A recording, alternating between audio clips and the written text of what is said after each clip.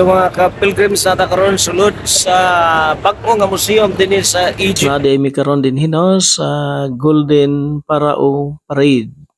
Bago kay nga museum dinhi sa nasod sa Egypt. I-open lang ni sa public niadtong year 2022 human sa pandemic. So na magkaroon din pipila lang ka mga pilgrim sugod na sulod din no? Ning maong museum. Air condition na kining maong museum. So na natong adto dinhi ni adtong tuig 2020 dito kita niadto sa museum tong karaan pa nga museum sa Egypt. Dinhi digital na guys no ang ilahang uban niya mga images dinhi nga gipakita no. Kana ini makita karon mga digital na siya. Mag-change na siya ang mga images diha mura siya og naka-project ba no aniya mulabay siya dito sa flooring kami sa second floor aniya katong image ni makita dito sa first floor o kana mga digital na siya gatuyok nga mga imahe no kita ninyo kana ana so pwede ra ka diha magtan-aw lang ka sa babaw makita nimo ang nagkadaiya nga mga images diha sulod nining maong museum. So ang actual gid niya mga images niya na, mga pictures niya na nasa diya sa tong palibot no. Kana kay sa computer lang na siya pero na diha no adtong-adtuan sa dili madugay ang maong kinini ang mga images no. So say makita na to dinhi no mga mummies no kasagara mga mummies royal family. So kana si Jose amo ang tour guide mag-explain sa ato sa history no. Nini nga mao mga butang ini makita. So ato sa paminahon. 3,500 BC, Egyptian people they started to exchange music customs by making pottery. They started to use the clay of the Nile for making pottery. That means they started to know the fire. And they started to use the fire in that time just to cook and to shape all of this pottery in these shapes like jars, plates, and also some animals. That means Egyptian people they started to realize everything around them and they started to figure out some gods. That's why they created such statues for different animals like that, and even they started to draw and tried some drawing on their jars. That means this is the beginning of thinking about having language, the beginning of the language. Here also, most of this made of copper and bronze. You can see the tilapia fish. You see the tilapia fish here? The turtle, the circle shape here is turtle, different kind of fish. All of this kind of fish, actually we found them in the Nile. And here this is hippo, and here this is a ram. You see the face of the ram here, this is a ram. So this is the beginning of the Egyptian art, 3,500 BC. Okay, you don't have to see all of the real scepters. The real scepters in ancient Egypt are like this blue one, which is like a question mark. Just remember it like that. We call it Wasit. Wasit, it was the royal symbol, the reality symbol, and the authority symbol that was held by the kings in ancient time. And this is Nekhef, the symbol of eternity. It was also carried by the kings. These two shapes, we call it the key of the life. The key of life is representing Egyptian land and representing the life. How come? The stick, the main stick here is representing the main branch of the Nile. And the two sides, the one on the right, one on the left, are representing the two branches of the Nile. And the semicircle shape here, this shape representing delta. Delta, this is the area located between the two branches, which is the most fertile land, the green land. So this is alive because without the water of the Nile and the vegetation, no life.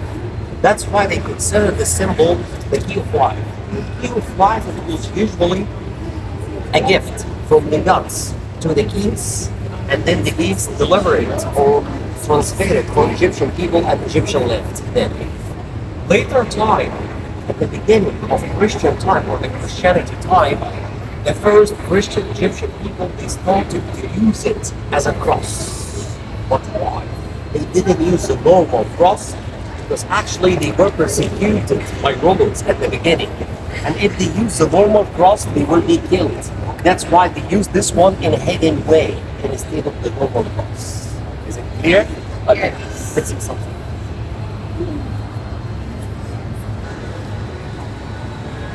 The colors in Egypt. All of these colors around you, all of these colors everywhere are original colors from Pharaoh's time to today. Some of these colors dated back 2,000 years ago, 3,000 years ago, and 4,000 years ago. From where Egyptian people they got the colors? Actually, they were collecting different kinds of the stones from all over Egypt with different colors, and they used to make the stones oxide or powder, and then they mix it with the egg yolk to use it for writing, for drawing, and paintings. Sometimes also they mix it two different colors together to get the third one. May we get closer here, please? After coloring, after paintings and coloring, they used to wax it with a layer of wax. That's why you can find the colors are shiny with brightness a little bit. This wax will make it more shiny and also will protect the colors from any damage. This coffin, this is one of the most famous people in ancient Egypt ever. This person, his name is Sennacherib. Sennacherib, he was the leader of the workers of the Valley of the Kings. The Valley of the Kings, this is a famous valley to bury the dead bodies of the royals in Luxor city. Luxor was the capital of Egypt during the time of the new kingdom in Pharaoh's time. And there in the Valley of the Kings, we discovered 67 different royal tombs in the Valley of the Kings. This man, he was the leader of the workers were digging and carving and coloring the tombs of the royals. He was working with 3 different kings. That's why we consider this person as one of the most famous. Because Egyptian people, they believed in the afterlife. That's why they cared about death. They cared about building the tombs. They cared about making the coffins of them. They cared about mummifying the dead bodies to preserve the dead body for the day of rebirth. That's why also they used cedar wood in making the coffins and the funerary furniture. Why cedar wood? Because cedar wood never get damaged. And they bought it from Lebanon. That means Egyptian people, they were very active to go for different countries to get different stuff from different countries. And one of the most important kings in Egyptian history.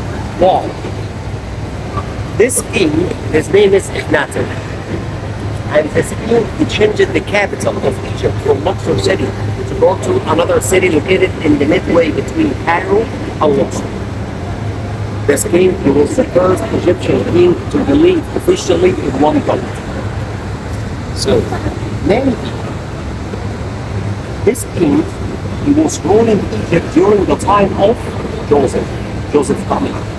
Joseph, son of Jacob. Because Joseph, he was the first member of Israelites came to Egypt. And he was the first person to come to Egypt believes in only one God. And maybe he affected the beliefs of this king. That's why this king started to believe in only one God. By the way, Bible mentioned the number of Jewish people, Israelites, when they came to Egypt, they were 70 members, including Joseph himself. And later time, when they got out from Egypt, they were 600,000 men. That means they were more than a million, if we include the ladies and the kids. But Bible just mentioned the number of men, 600,000 men when they got out with boats.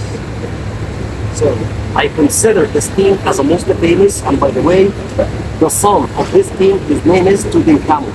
And Tutankhamun, this is a famous Egyptian king, is the son of this king.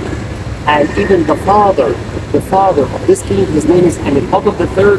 And Amenhotep III, he was the first Egyptian king to break the rules of the royal marriage in ancient Egypt to marry non-royal blood lady. And this is something different, but we love her. and he recorded his love story everywhere. And this love story considered one of the oldest love stories all over the world to be recorded in ancient times.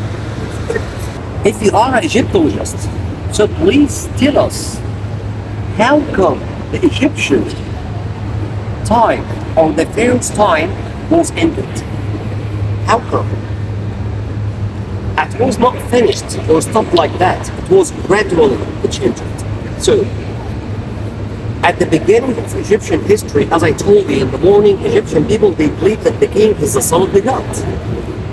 And the king is protecting Egyptian land, protecting Egyptian people, and even sending the life, sending the prosperity, controlling the floods and everything. Later time, in 525 BC, Persians attacked Egypt. And in that time, Persians, they didn't respect the Egyptian culture and the Egyptian beliefs, and they were destroying the temples and the statues. That's why too many of the temples are discovered just remains. And too many of the treasures and the mummies are missing. That's why Egyptian people at that time, they started to feel like our king is not the son of the god. If he's the son of the god, he must protect Egyptian land. But he couldn't protect his statues, even the temples, or even the palace of him. That's why Egyptian people in that time, they started to feel like there's something wrong. So, some of them already started to believe in the beliefs of Joseph. Some of them still confused. Some of them still believes in the ancient Egyptian gods. So not the whole country in one hand like before. In 332, Alexander came to Egypt. And Alexander, he was so smart guy. He was young, but he was smart. Before his coming to Egypt, he decided to study Egyptian society and Egyptian history and Egyptian community very well. And he realized that Egyptian people are very religious people. So napud kita karon there is St. Simon Church. Si St. Simon the shoemaker. So kini mga kaigsunan ang maong simbahan, makita ninyong giukit kini sa dako kayo nga bato dinhi sa mga bungtod sa Cairo, Egypt. Matud pa kini maong simbahan, ang kapasidad nimo sulod kini og 20,000 ka mga tawo. So wala kay ta karon maka libot-libot dinhi kay purting daghanang tawo mga igsuon kay karon ang ilahang pagsaulog sa kapistahan. Late ang ilahang Easter celebration. Kumalang purting daghanang tawo dinhi gikan pa sa countryside, no? Ng mga Catholics nagsimba dinhi. Dili ni sila mga turista, kami ray turista dinhi nasa Gol. Kana mga kauban nato na mga pilgrims, mga tao nga inyo makita diha, mga nanimba na gikan na maong simbahan. So, thank you guys. Tangin niyo atong next video. Again, napakita sa Egypt.